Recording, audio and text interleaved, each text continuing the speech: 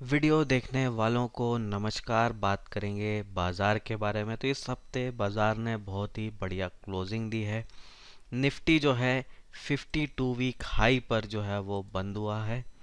और इस तेज़ी का जो कारण है वो ये है कि अमेरिका में जो महंगाई के आंकड़े हैं वो थोड़े से बेहतर आए हैं। तो 0.3% की कमी जो है वो महंगाई में हुई है।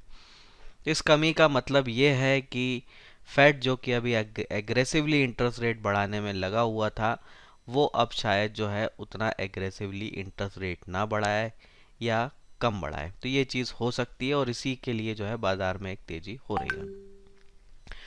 अब जब इंटरेस्ट रेट की साइकिल जो है वो रिवर्स होने जाती है तो यूजुअली देखा गया है कि बाजार में एक नया बुल रन शुरू हो जाता है। और ये बुल रन जो है एक लंबी तेज़ी वाला होता है, बड़ी तेज़ी वाला होता है।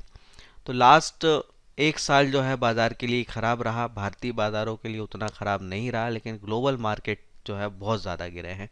अमेरिका के बाज़ारों में 40% तक की गिरावट हुई है, हमारे यहाँ नहीं हुई है। तो इस चार्ट को अगर हम देखें तो 52 वीक हाई पर जो है इस हफ्ते क्लोज मिला है। हम यहाँ लाइफ टाइम हाई से थोड़ा सा दूर है। लाइफ टाइम हाई जो है हमारा 8600 कुछ है। पर ये जो लाइफ टाइम वाला हाई पॉइंट है ये बाज़ार के लिए रेजिस्टेंस नहीं है। तो बाजार के लिए जो रेजिस्टेंस पॉइंट है वो यहाँ पर है 8450 समथिंग पे। तो यहाँ पर जो है बाजार के लिए जो है एक रेजिस्टेंस है। तो ये रेजिस्टेंस अगर टूटता है तो मोस्ट प्रोबेबली हम जो है इस पिछले लाइफ टाइम हाई को क्रॉस कर देंगे और बाजार 19,000 20,000 के लेवल को छूने की कोशिश करेगा। बैंक निफ्टी की बात करें तो ये और भी ज़्यादा स्ट्रॉन्ग लग रहा है। इसने अपने लाइफ टाइम हाई को ब्रेक कर दिया है। तो पिछला हाई जो था 4,880 का था, उसके ऊपर जो है बाजार जो है जा चुका है, निफ्टी जो है वो जा चुका है। तो ये और भी अच्छी बात होती है। तो जो सेक्टर जो है, जो इंडेक्स जो है आपको ज़्यादा पहले 52 वीक हाई क्रॉस करता हुआ दिख रहा है, वो एक इंडिकेशन होता है कि यहाँ पर तेज़ी ज़्यादा होगी। तो आप देखिए पीएसयू बैंक जो है बहुत अच्छा परफॉर्म कर रहे हैं, सालों के बाद कर रहे हैं। प्राइवेट बैंक अच्छा कर रहे हैं। तो ये इंडिकेशन है कि ये सेक्टर जो है वो लीड करेगा। अब अगर मैं मिड कैप इंडेक्स का चार्ट देखूं तो यहाँ पे अपने हाई से थोड़ा ज़्यादा पीछे है कंपैरेटिवली निफ्टी और बैंक निफ्टी के। तो ये थोड़ा सा लैग कर रहे हैं। स्मॉल कैप इंडेक्स भी जो है थोड़ा सा लैग कर रहा है। और इसीलिए आपने ऑब्जर्व किया होगा कि इस हफ्ते जो बाजार की तेजी हुई है वो इंडेक्स के लेवल पे ज़्यादा हुई है। आपके स्टॉक्स जो है उतने ज़्यादा नहीं भागे होंगे। तो स्टॉक्स तब भागते हैं जब ब्रॉडर मार्केट में तेजी होती है, यानी कि निफ्टी यानी कि mid cap index, small cap index जब भागते हैं तब हम कह सकते हैं कि ओवरऑल पूरे बाजार में तेजी है। अभी पूरे बाजार में तेजी नहीं है, अभी जो है इंडेक्स लेवल वाली तेजी है। अब अगर हम यूएस मार्केट की बात करें तो यहाँ से कुछ पॉजिटिव इंडिकेशन जो है हमें मिल रहे हैं। तो सबसे पहले अगर मैं डाउ जोन्स का चार्ट लूँ तो यहाँ पे एक काफ़ी लंबा डाउन ट्रेंड चल रहा था। आप देखिए कितना ख़राब चार्ट है इन यूएस का डाउ जोन्स का हमारे मार्केट के मुकाबले। तो यहाँ continuously lower top lower bottom बन रहे थे और अब जो है डेली चार्ट पर जो है ये चीज़ रिवर्स हुई है।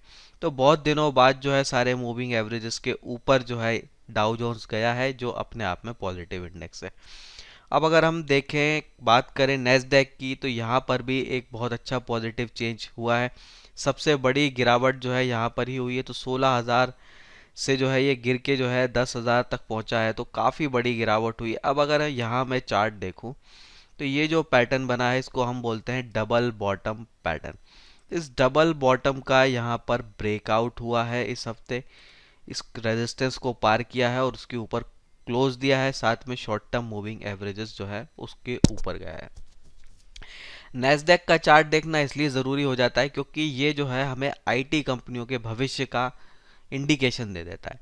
तो जब तक नेस्डैक वीक रहेगा तब तक ये मान के चलिए कि भारत की आईटी कंपनियों के शेयर नहीं चलेंगे। तो आप देखिए आईटी जो है एक ऐसा सेक्टर रहा है इस पूरे एक साल में जो सबसे खराब परफॉर्म किया है वो बाकी सेक्टर्स के मुकाबले। उसका रीज़न यही है कि यहाँ पे देखिए नेस्डैक 40-60% डाउन गया है, इसीलिए आईटी कंपनियां भी पिटी हैं। अब अगर हम अपने आईटी इंडेक्स की बात करें, सीएनएक्स आईटी का ये मैं चार्ट लूँ तो यहाँ पर एक बॉटम फॉर्मेशन का हमें सिग्नल मिल रहा है कि यहाँ पर अगर मैं देखूँ एक रेंज में आपको ये दिख रहा है, लेकिन इस रेंज में भी पॉजिटिव बात ये है कि नया लो नहीं बना है। तो जहां नेस्डैक ने नया लो बनाया था, हमने वो नया लो नहीं बनाया है। तो अगर हम आईटी इंडेक्स की बात करें तो यहाँ पे आईटी स्टॉक्स में एक अच्छी तेजी जो है जब शुरू होगी, जब हम 30,500 के लेवल को क्रॉस करेंगे। तो यहाँ पे जो है फिर बड़ी तेजी जो है आईटी में होगी। तो आपको जब भी नया बुल रन शुरू हो रहा है तो आपको थोड़ा सा जो बीटन डाउन सेक्टर हैं उन पे ज़्यादा फोकस करना चाहिए, क्योंकि उन सेक्टर्स के जो स्टॉक हैं काफ़ी ज़्यादा अंडर वैल्यूड होते हैं, सस्ते होते हैं। तो यहाँ अगर तेज़ी शुरू होती है तो आपके रिटर्न्स जो है वो मल्टी बैगर हो सकते हैं। तो आईटी एक सेक्टर है जो बहुत अच्छे रिटर्न जो है आने वाले समय में दे सकता है। दूसरा एक सेक्टर जो कि काफ़ी पिटा है इस पूरे एक साल के बेयर रन में, वो है फार्मा हेल्थ केयर। तो अगर मैं हेल्थ केयर इंडेक्स का एक चार्ट देखूँ तो यहाँ पर डाउन ट्रेंड चल रहा था। अब इस डाउन ट्रेंड से जो है बाहर आ चुके हैं और काफ़ी पहले आ चुके हैं। तो ये जो लोअर टॉप लोअर बॉटम की साइकिल थी वो काफ़ी पहले जो है ख़त्म हो गई, और अभी जो है हायर टॉप हायर बॉटम चल रहा है।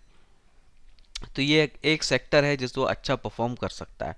तो कोरोना के समय जो है इसने बहुत बढ़िया रिटर्न जो है अपने इन्वेस्टर्स को दिया था। फिर ये गिरा था, गिरने का मेजर रीज़न जो था वो ये था कि बहुत बड़ा जो है स्टॉक इकट्ठा कर लिया गया था दवाइयों का, कि थर्ड वेव आएगी, फोर्थ वेव आएगी, ऐसी उम्मीद में, लेकिन वो आया नहीं। तो जब आपके डीलरों के पास पहले से ही बड़ा सा स्टॉक है तो फिर वो नई दवाइयाँ जो है वो नहीं खरीदते हैं। तो इसके कारण एक स्लो डाउन सा आ जाता है। तो अब जो पुराना स्टॉक है वो अब क्लियर होने लगा है। तो ये एक पॉजिटिव इंडिकेशन है, यानी कि डिमांड जो है वापस आ सकती है। वही चीज़ जो है चार्ट में रिफ्लेक्ट हो रही है।